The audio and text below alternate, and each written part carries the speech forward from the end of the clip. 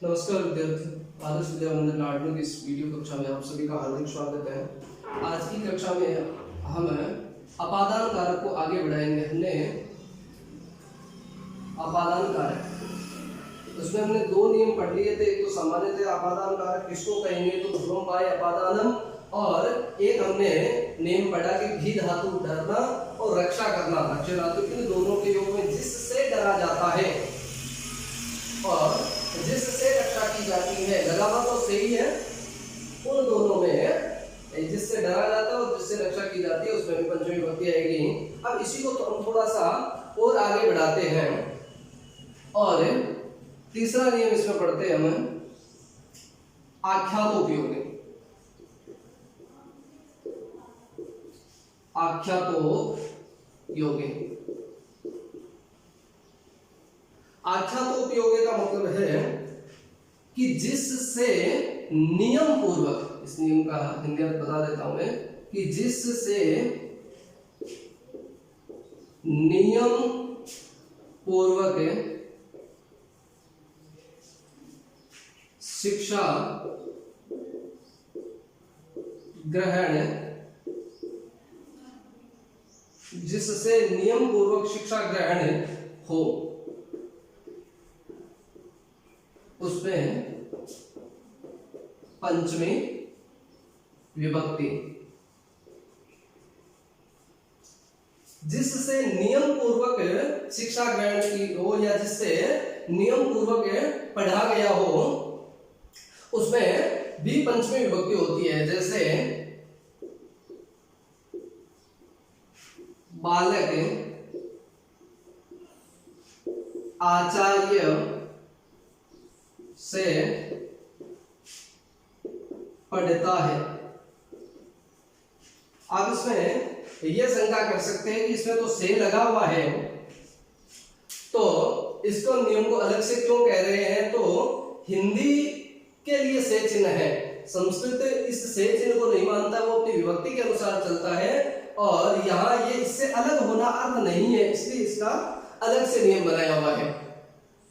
इसको हम ये इस नियम को पढ़े बिना हम इसको ऐसा भी समझ सकते हैं कि ये इसका साधन है, तो ये साधन अर्थ में से है, ऐसा भी समझ सकते हैं। इसलिए अलग से नियम है कि जिससे नियम पूर्वक पढ़ा जाए, उसमें अपादान कारक होता, पंचमी विभक्ति होती है। जैसे बालक आचार्य से पढ़ता है, तो पढ़ने वाला करता बालक है, बालक है आचार्य से, आचार्यात, आचार्यात पठति ओब्लिक अधीते। बालक है आचार्यात पठति ओब्लिक अधीते।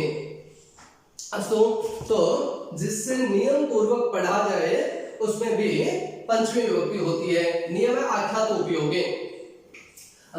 शुद्ध वाक्य आदि के लिए हमें इसकी आवश्यकता होती है, बाकी नियम हम सीधा भी याद रख सकते हैं कि जिससे नियम पूर्वक पढ़ा जाए। तो इसमें भी आचार्य के अंदर पंचमी विभक्ति हुई है। क्यों हुई है? क्योंकि आचार्य से नियम पूर्वक पढ़ा जा रहा है। आगे हम दो धातुएं पढ़ रहे हैं, उन दोनों ही धातुओं के योग में होती तो पंचमी विभक्ति, लेकिन दोनों का नियम अलग अलग है। हम एक साथ ही लिख देते हैं। दो जन धातु और भू धातु के चौथा नियम है जनिकृत प्रकृति और भूय प्रभव है, दो अलग अलग नियम है। जन धातु, जन का मतलब होता है उत्पन्न होना, उत्पन्न होना, और भू का मतलब होता है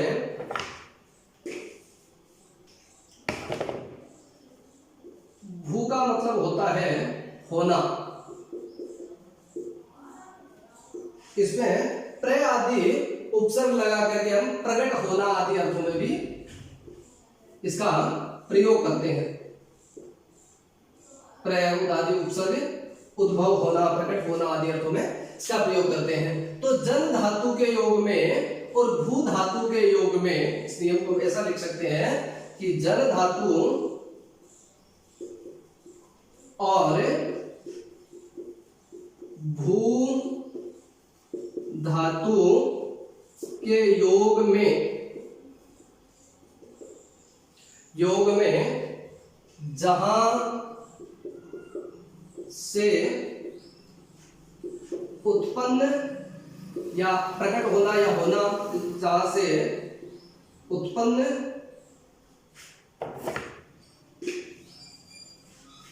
होना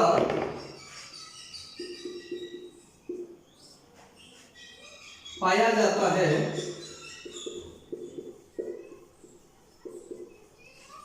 उस स्थान की या जहां से भी उत्पत्ति स्थल बताया है, उस स्थान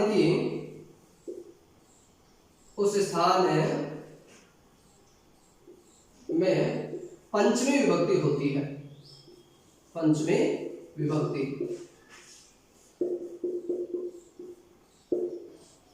कि जन धातु और भू धातु के योग में जहां से उत्पन्न होता है या कर्ता के जो उत्पत्ति स्थल है पाया जाता है, उस स्थान में पंचमी विभक्ति होती है। जैसे उदाहरण के लिए हम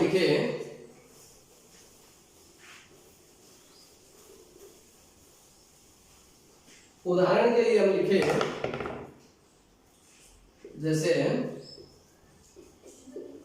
गंगा हिमालय से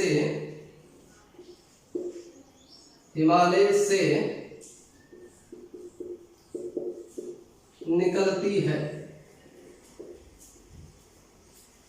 तो गंगा तो करता है, गंगा।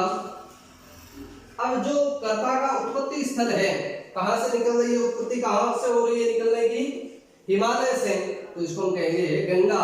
इसमें पंचमी विभक्ति लगाएंगे, गंगा हिमालयात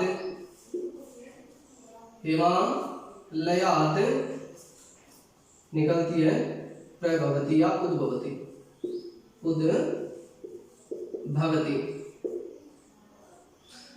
गंगा हिमालया उद्भवती। अस्तु, इसी प्रकार से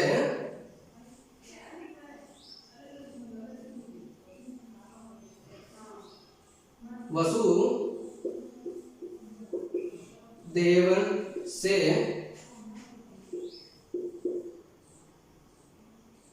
कृष्ण उत्पन्न हुए। वसुदेव से कृष्ण उत्पन्न हुए, तो कृष्ण तो क्या है, उत्पन्न होने वाले कर्ता है, और वसुदेव ये उसका उत्पत्ति स्थल बताया है भाई एक तरह से। तो वसुदेवात,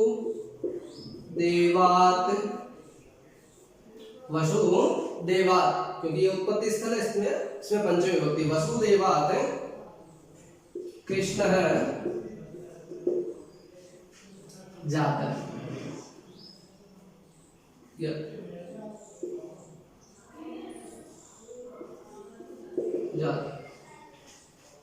अस्तु, जन धातु से ही कर्ता प्रत्यय करके जाता बना।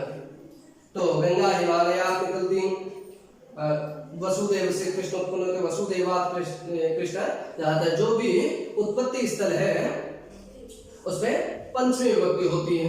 अस्तु,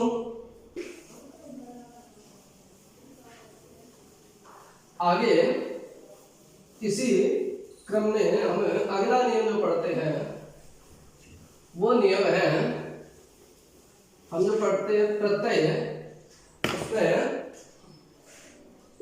एक प्रत्यय पढ़ते हैं हम तरप। हम दो प्रत्यय पढ़ते हैं, तरप और तमक दोनों ही। तरप जो है वो दो में से तुलना करने पर होता है, और तमक समूह में से तुलना करने पर। तरप या इसके विकल्प में एक प्रत्यय और होता है यसुन, लेकिन अपने विशेष रूप से तरप ही यसुन भी रखते हैं। तो तरप प्रत्यय जो होता है वो दो से तुलना करने में होता है, और यसुन भी दो से तुलना करने में होता है। तो तरप और यसुन नियम इसका ये होता है, तरप और अथवा कह यसुन प्रत्यय के योग में, प्रत्यय के योग में दो की तुलना करें तो किसी एक से दूसरे की तुलना की जाएगी। तो तरक और यसुन प्रत्यय के योग में जिस से तुलना हो उसमें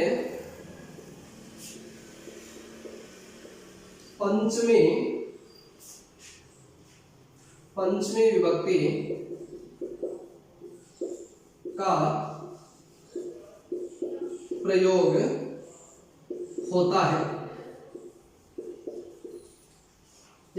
तरक और यसुन प्रत्यय के योग में पंचमी विभक्ति होती है, किसमें होगी? पंचमी दोनों में से है, तो जिससे तुलना की जाती है, जिससे तुलना हो। जैसे राम कृष्ण से, राम कृष्ण से चतुर है, राम कृष्ण से चतुर है। तो राम है, राम है। अब तरक प्रत्यय किसमें जुड़ता है? चतुर में जुड़ेगा, चतुर में तरक प्रत्यय जुड़ेगा तो तरक के योग में पंचमी विभक्ति होगी। अब किसमें होनी है पंचमी विभक्ति? तो जिससे, किससे तुलना की जा रही है? कृष्ण से। राम की तुलना कृष्ण से की जा रही है। तो राम है कृष्णात, कृष्णात चतुरतरः, चतुरतरः अस्ति। रामः कृष्णात चतुरतरः अस्ति। तो ऐसे ही कुछ और उदाहरण, जैसे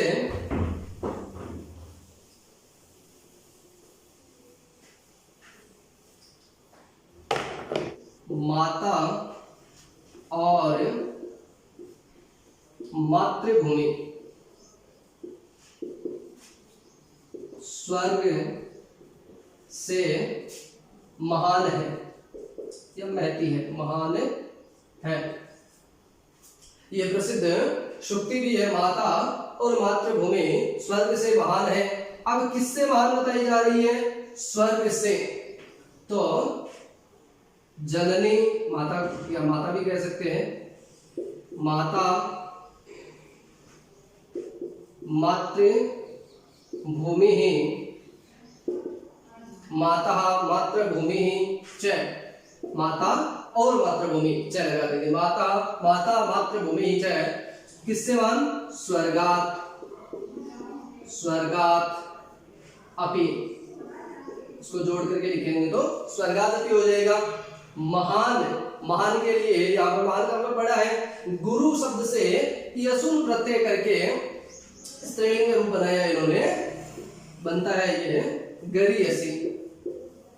माता मातृभूमि ही च स्वर्गादपि गरीयसी, जो कि प्रसिद्ध श्रुति है, जननी जन्मभूमिश्च स्वर्गादपि गरीयसी। इस प्रकार से अन्य उदाहरण भी दो से तुलना करते हैं तो तरक और यसुन दोनों प्रत्यय होते हैं। तो हम कह सकते हैं तरक और यसुन इन दोनों ही प्रत्ययों के योग में जिससे तुलना की जाती है। किससे तुलना की गई है? माता और मातृभूमि की। स्वर्ग से तुलना की गई है, तो जिससे तुलना की जाती है उसमें पंचमी विभक्ति होती है। अस्तु, आपको अपादान कारक का ये जो हमने दूसरा वीडियो वो अच्छी प्रकार से समझ में आया होगा। इसी आशा के साथ हरिओम।